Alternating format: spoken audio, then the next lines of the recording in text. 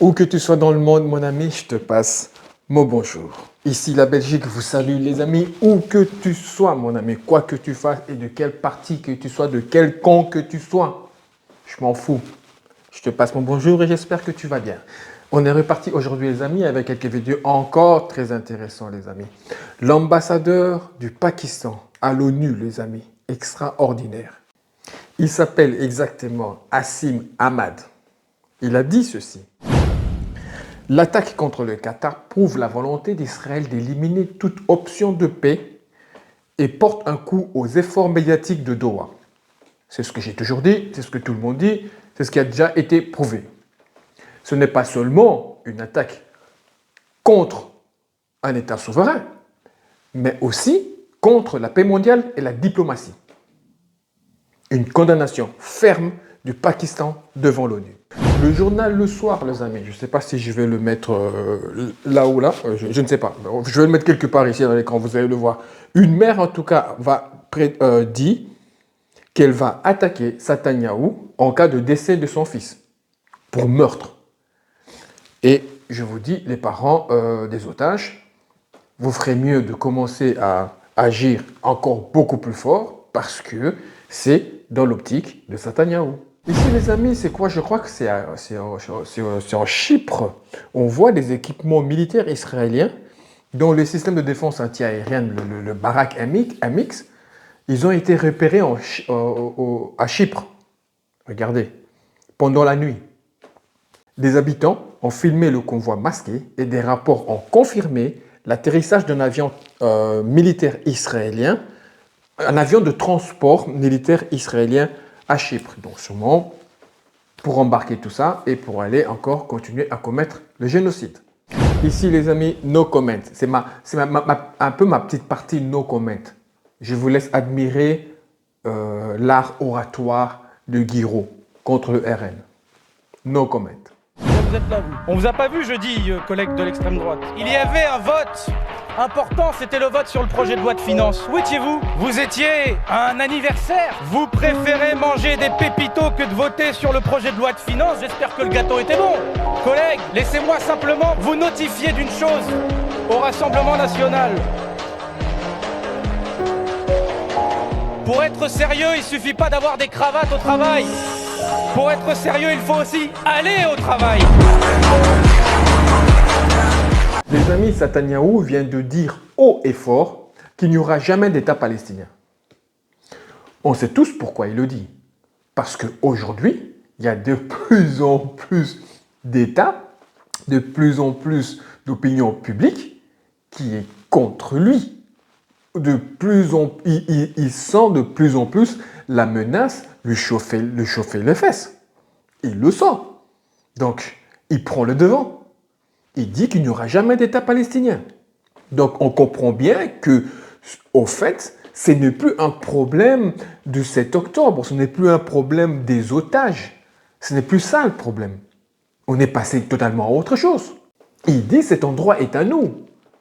Depuis Ma'ale Adumim, j'espère que je le prononce bien. Et ce n'est pas juste un discours. Il signe dans la foulée l'extension E1, qui est l'un des projets les plus critiqués par l'ONU et l'UE. Des milliers de logements qui vont littéralement couper la Cisjordanie en deux et rendre impossible un futur État palestinien. Donc, pourquoi il le fait? Parce qu'il sait très bien qu'il y a des pays, on veut reconnaître la Palestine. Il sent que c'est à deux doigts. Donc, il essaye de trouver des moyens pour absolument empêcher cela, mettre des cailloux dans la chaussure. En faisant cela, il veut absolument et officiellement enterrer la solution à deux États. Il veut renforcer le camp national religieux en Israël. Et le risque qu'il encourt derrière, c'est d'intensifier le conflit. La résistance palestinienne ne va pas s'éteindre. Elle risque même de s'amplifier. Donc, mes amis israéliens, si vous le laissez continuer dans sa quête de terreur, au fait, vous allez peut-être obtenir aujourd'hui ce que vous voulez. Mais par contre, à l'avenir, c'est vos familles à vous qui vont être en danger. Pas la famille de Netanyahou, pas la famille des membres du gouvernement de Netanyahou. C'est vous, vos familles à vous, Israéliens, peuple israélien, qui n'ont rien à voir dans l'histoire, qui seront en danger. Les amis, le candidat à la mairie de New York, Zohran Mamdani, il a affirmé que Netanyahou serait arrêté s'il venait visiter la ville de New York.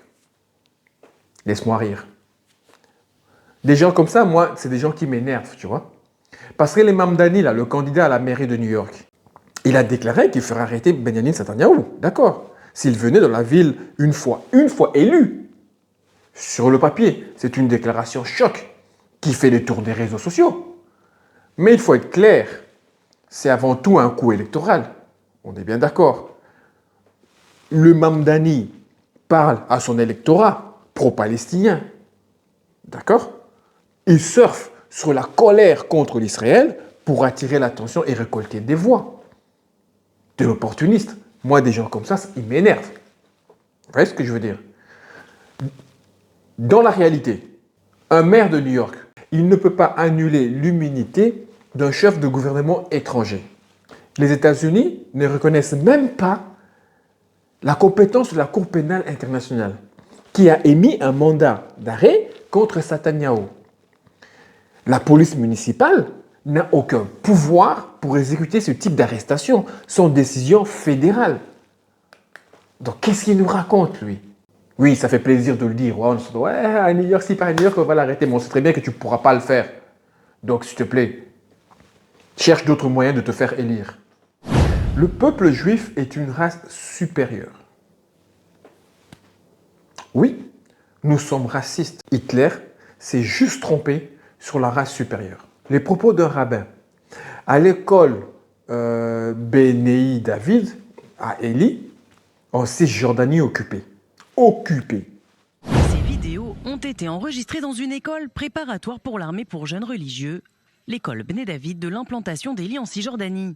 On y voit des rabbins en plein cours affirmer que le peuple juif est une race supérieure. Oui, nous sommes racistes. Nous croyons au racisme. Il y a des races dans le monde et des caractéristiques génétiques propres aux nations, ce qui signifie qu'on doit essayer de les aider. Les Juifs sont une race qui réussit. Un autre rabbin éducateur affirme, lui, qu'Hitler avait raison. Commençons par nous demander si Hitler avait raison. C'était la personne la plus lucide qui n'ait jamais existé. Il avait raison dans chacun de ses mots. Il était juste du mauvais côté. Selon lui, le raisonnement d'Hitler était le bon, il s'est juste trompé sur la race supérieure. Le rabbin Giora Radler a également affirmé: La Shoah a été une punition divine, destinée à ce que le peuple juif quitte la diaspora. Le véritable holocauste... Ils sont chargés d'une partie de la formation des soldats de l'armée israélienne. Donc ça vous dit tout. Ça vous dit tout. Quand déjà, pendant la formation, on leur dit ça, et qu'on regarde aujourd'hui ce qu'ils font, je comprends. Donc, on a un rabbin à l'école de machin, je trouve, David, là, Bénéi, là, machin, David, l'école qui endoctrine une partie des soldats israéliens qui balancent tranquillement, qui sont une race supérieure. Le pompon, ce qu'il rajoute, c'est que Hitler s'est trompé dans la race supérieure. Ce n'est pas un vieux fou isolé, hein, les amis. C'est une école qui prépare les futurs soldats à croire qu'ils sont supérieurs et que les autres valent moins qu'eux. C'est de l'endoctrinement pur. Et c'est là que ça devient dangereux. On ne parle plus de la défense d'un pays. On ne les prépare pas pour défendre un pays, mais on les prépare pour justifier ce qu'ils vont faire plus tard. En Cisjordanie, par exemple, à Gaza. Imaginez un peu un imam sorti de je ne sais où, là, et qui te sort la même phrase sur les musulmans ou sur le Blacos. Tu aurais tout le monde là, l'ONU, les groupes d'alerte de je ne sais pas quoi, les chaînes, les CNews, ça ferait toller pas possible. Nous, on n'a pas droit à ces genres de paroles. On n'a pas droit à ce genre de paroles. C'est uniquement si ça vient du bon camp. Quand ça vient du bon camp, c'est un vieux fou, faut pas écouter ce qu'il dit. Ça prouve que le racisme n'est pas dénoncé pour ce qu'il est, mais selon qui le prononce. Ici, on vient sur une autre folle qui habite en France. Hein. Après, il y a Sarah Khan. Il y a Khan, il y a aussi la Pina. On me fait penser à... C'est même pire dans le cas des Afghans, c'est-à-dire qu'on sait que ce sont les femmes, il se passe des choses atroces. Il y a eu un tremblement de terre et on laisse les femmes mourir sous les décombres. Vous savez pourquoi? Parce que si vous n'êtes pas membre de la famille, toucher une femme est impur. C'est en train de se dérouler sous nos yeux, personne n'en parle, tout le monde s'en moque. Voilà de quel pays viennent ces gens. Or, ici en France, on n'a que des hommes. C'est étonnant, on n'a que des hommes jeunes afghans qui arrivent. Ça, c'est la première donnée. La deuxième donnée, c'est qu'ils sont souvent analphabètes et très peu instruits et absolument incapables de s'intégrer. Sauf que notre droit d'asile fait qu'on ne peut pas poser de barrière à l'entrée. Donc, je pose la question. Où sont les faits, premièrement? Où sont les exemples, deuxièmement? Elle ne cite aucune source, aucun reportage, aucune ONG sur place. Rien ne prouve que c'est une règle générale, encore moins que c'est appliqué systématiquement. Le contexte n'est pas précis. On ne sait pas de quelle ville, quel jour, quand, où, quoi, comment. Aucune enquête anthropologique ne vient confirmer que des femmes sont mortes à cause de ça et pas simplement parce qu'il y a non, pas simplement parce qu'il n'y a pas de secours, pas de route ou pas de matériel. Donc, résultat, on vient à la télé, on balance ça comme si c'était la suprême raison et on donne aux gens une vision caricaturale d'un pays entier, un pays entier. Ça remplace l'info par le choc émotionnel. Oui, l'Afghanistan est un pays patriarcal. Toute l'Afrique est un continent patriarcal. J'ai une culture patriarcale. Voilà, j'ai cette culture-là, j'ai grandi comme ça, j'ai pris cette éducation-là. Mais loin de moi, l'idée que ma femme est sous les décombres et que moi je suis à l'autre bout du monde et je dis vous ne pouvez pas la sortir de là parce que vous ne faites pas partie de sa famille et que vous ne pouvez pas la toucher. Que celui qui peut faire ça lève la main. Enfin, quoique là, ça serait difficile que je ne ferais pas. Dites-moi dans les commentaires. Mettez une main comme ça si vous pouvez le faire. Enfin, non, mais allez, franchement, sérieux, quoi. Je sais pas, elle fume. Ce qu'elle fume est magnifique, elle doit en partager, c'est pas possible. Oui, il y a des problèmes graves pour les femmes. On ne va pas se le nier, je ne veux pas le nier non plus. Restons objectifs. Oui, il y a des problèmes, on le sait tous. Mais balancer une généralité pareille sans preuve, c'est pas informer, c'est faire peur. Point. Céline Pina. Ici, les amis, c'est magnifique ce que je vais vous montrer là. 2 Nord-Africains, baptisés français, se rendent en Angleterre pour dire qu'il y a trop de Nord-Africains en France. No comment. Je vous le dis, c'est peut-être un scoop. Macron m'a dit, car j'ai été complètement déçu, il va reconditionner la déclaration à 2 conditions. La libération des otages et la démantèlement du Hamas, affirme Meyer Habib. De faire en sorte que les conditions, pas de Meyer Habib, de président de la République, il a mis 4 conditions. La libération, dire ok, vous voulez un État, on va reconnaître un État, vous libérez les otages, vous enlevez le Hamas, vous normalisez avec Israël tous les pays arabes et vous changez structurel, un changement structurel de l'autorité palestinienne qui est corrompue, négationniste et islamiste. C'est ça la réalité. Il n'a aucune de ces 4 conditions, et je lui dis. Et il m'a dit, et je vous le dis, c'est peut-être un scoop, mais c'est pas grave, il faut mettre les pieds dans le plat. Il m'a énormément déçu, à un niveau invraisemblable. Il m'a dit qu'il allait alors conditionner la déclaration au moins à 2 conditions. Lesquelles, enfin, voilà, lesquelles Meyer Habib, lesquelles et là, lesquelles conditions? Pardon, les conditions de la libération des otages et le démantèlement du Hamas de la bande de Gaza, qui sont les deux conditions principales. Parce qu'après, à la limite, le reste viendra derrière. S'il y a ces deux conditions, je peux vous dire pour en avoir parlé, y compris avec Benjamin Netanyahu, c'est pas que Israël, encore une fois, qu'il n'y ait pas de malentendu.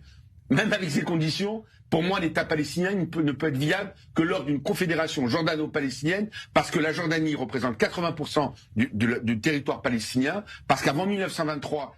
Parce qu'il a été déçu. Hein. Donc Macron a changé carrément sa politique parce qu'Habib était déçu.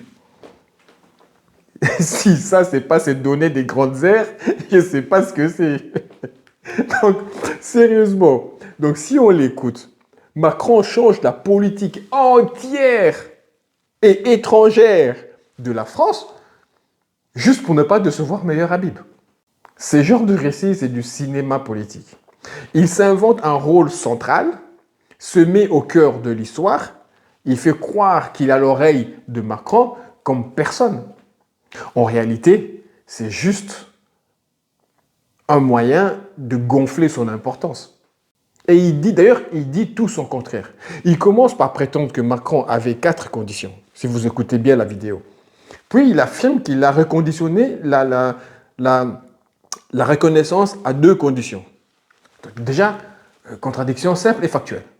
Surtout, il vend l'idée que même si les otages sont libérés et le Hamas démantelé, l'État palestinien ne peut pas être viable, sauf sous une confédération avec la Jordanie. C'est une construction théorique sans base pragmatique et qui évacue le droit des Palestiniens à l'autodétermination. Enfin, cet idiot fini, il confond responsabilité du Hamas et la condamnation collective d'un peuple.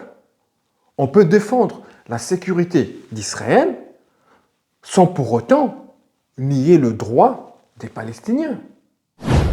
Et pour terminer cette vidéo, les amis, l'Espagne met encore la fierté de l'Europe très en avant, pose la question, pourquoi la Russie a-t-elle été expulsée après l'invasion de l'Ukraine de toutes les compétitions sportives, mais pas Israël, après l'invasion de Gaza.